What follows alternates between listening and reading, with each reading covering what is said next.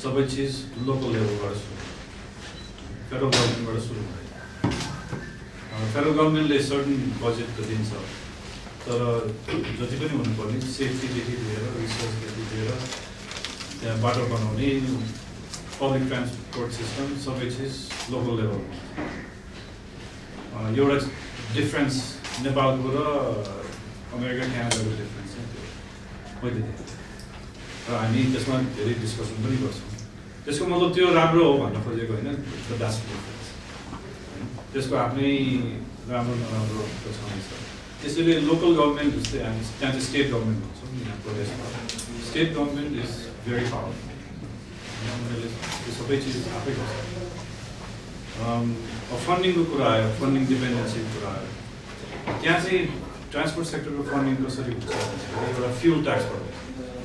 Fuel tax हामी कति तिर्छौँ भन्दाखेरि 1 ग्यालनमा 20 सेन्ट तिर्छ भनेको एक डलरमा 6 सेन्ट तिर्छ भनेको 6%। धेरै हो। बाटोहरू नर्मली सबै फ्युल ट्याक्सबाट छ। त्यसपछि अर्को इन्कम सोर्स भनेको प्रपर्टी ट्याक्स। हामी प्रपर्टी ट्याक्स तिर्छौँ स्टेटलाई। प्रपर्टी ट्याक्स हामी कति तिर्छौँ भन्दाखेरि 3%। घरको प्रपर्टीको भ्यालुको 3% तिर्छौँ। भनेको तपाईँले के इमेजिन गर्नुहोस् भने 1 करोडको प्रपर्टी तपाईँको छ भने 3 लाखको वर्षको 3 लाख तपाईँ ट्याक्स तिर्नुहुन्छ। त्यो भनेको धेरै हो एक्चुअली। अनि अब त्यो 3 लाख 3% को ट्याक्सले बाटो मात्रै होइन कि स्कुल बन्छ, हस्पिटल बन्छ, अनि अब जस्तै मेरो इक्जाम्पलमा तपाईँलाई इक्जाम्पल दिन्छु। मेरो घरको अगाडि बाटोमा सानो पट होला। अब कसैले फोन गर्दै होला, मैले आजको आजै राति आएर फिक्स गरेर गइसक्यो।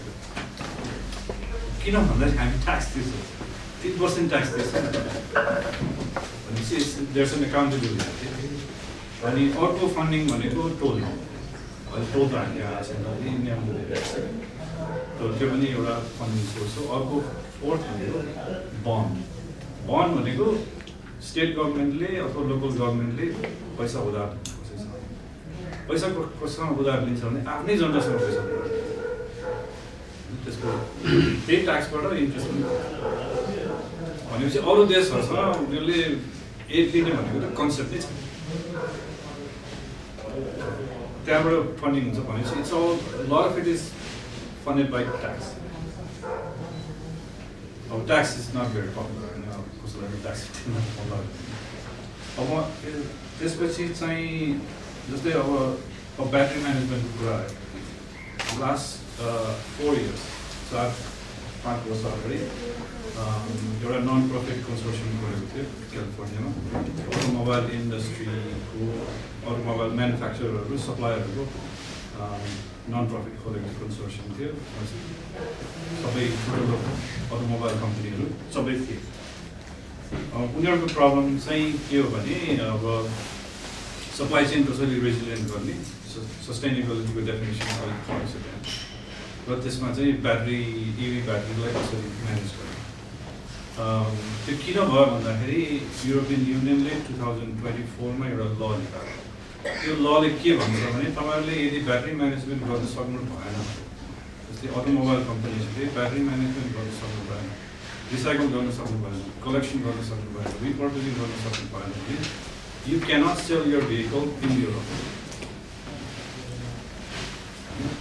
गाडी मात्रै कुरा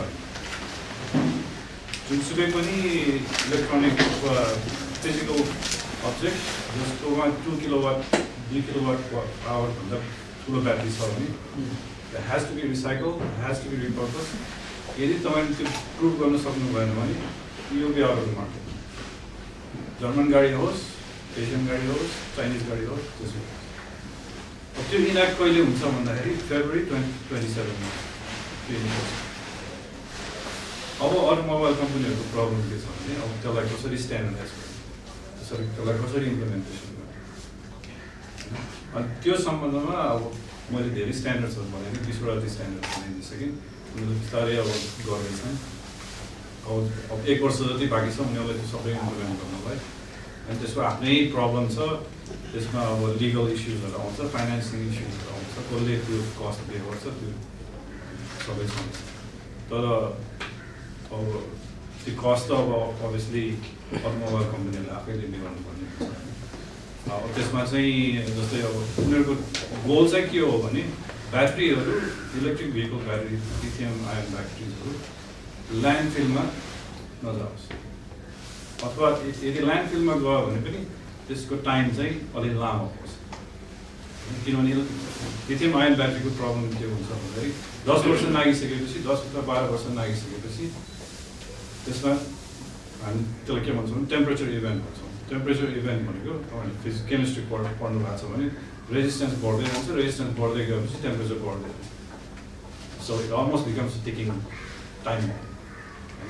त्यसको लागि त्यो बनाउनुको लागि त्यसलाई अब सस्टेनेबल गर्नुको लागि त्यसलाई राम्रोसँग स्टोर गर्नु पऱ्यो, त्यसलाई राम्रोसँग डिसएसेम्बल गर्नु पऱ्यो, त्यसको ट्रेनिङ हुन्छ, त्यसलाई चाहिने फायर फाइटरदेखि लिएर सबैको हिसाब गर्नु। भने साधारण पानी युज गर्न सक्नुहुन्न, स्पेसल पानी, त्यो सबै गर्नलाई अझै पनि पोलिसिजहरू बनाइरहेको छ, स्ट्यान्डर्ड्सहरू बनाइरहेको छ, पाइलटहरू गरिरहेको छ। अब कसरी गरिरहेछ भने सबै कन्सोर्सियमबाट भइरहेछ। कन्सोर्सियमबाट गर्नुको फाइदा के हो भने त्यो प्रब्लम त सबैको एउटै प्रब्लम होइन, एउटा कम्पनी फोर्डको मात्रै प्रब्लम होइन, होन्डाको मात्रै प्रब्लम होइन, त्यो सबैको कलेक्टिभ प्रब्लम हो। नाइमा जस्तो अर्गनाइजेसनले they can create standards, they can create best practices, guide book, कसरी स्टोर गर्ने युज इभी ब्याट्रिज, त्यो चाहिँ एक्चुअली विचार गर्नु